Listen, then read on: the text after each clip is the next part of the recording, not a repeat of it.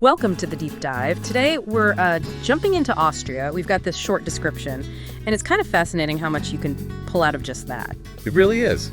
The idea is to find those really interesting bits, the memorable things that give you a quick but still deep feel for the place. Yeah, get beyond just the surface facts. Okay, so let's see. Austria, it's in Europe, obviously, and actually quite small geographically. Right, but the text immediately says it's very famous despite that size. Which is interesting, isn't it? So what makes it so well known? Well, I think a lot comes down to its cultural weight. It's punched way above its size for centuries, really. Okay, like Vienna, the capital. The source points to music, history, beautiful buildings, and then it drops Mozart and Beethoven. I mean, that's huge. Everyone knows those names. Absolutely. And Vienna was the place, wasn't it? Especially back in the 18th, 19th centuries. There was this whole environment, the patronage, the appreciation that just drew them in. So it wasn't just random they ended up there? Not at all. It shaped the city's whole identity and, well, music history. Right. And then there's the language.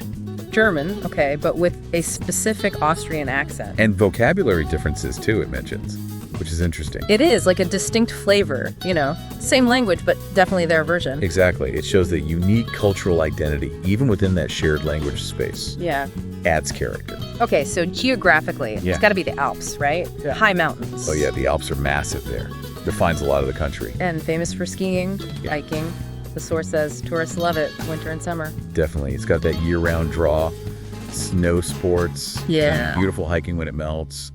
It's iconic Austria, really. All right, let's switch gears slightly. Food. Wiener schnitzel says it's special, tasty, made from meat. A classic. You can't talk Austrian food without mentioning schnitzel. And for the sweet tooth, Sachertorte, that famous cake. Yes. Also very famous. So you've got savory, you've got sweet. Both are real Austrian staples. It tells you something about their traditions.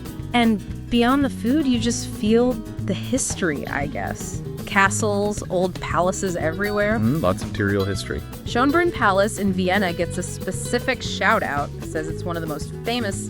And it is. These places are like tangible links to the past. Yeah. You can really see the history, the art, the power shifts. And it seems like there's this general vibe, appreciation for music, culture, and coffee. Yes. The Viennese cafe culture is legendary. The description makes it sound so relaxing. A place to chill, read the newspaper. It was more than just coffee, though. They were real social and intellectual hubs. Places for discussion, just connecting. It says a lot about the value placed on leisure and conversation. Okay, here's a little fun fact from the text that surprised me a bit. Austria has no sea, it's landlocked. Right. That has loads of beautiful lakes. Yeah, that's a great point.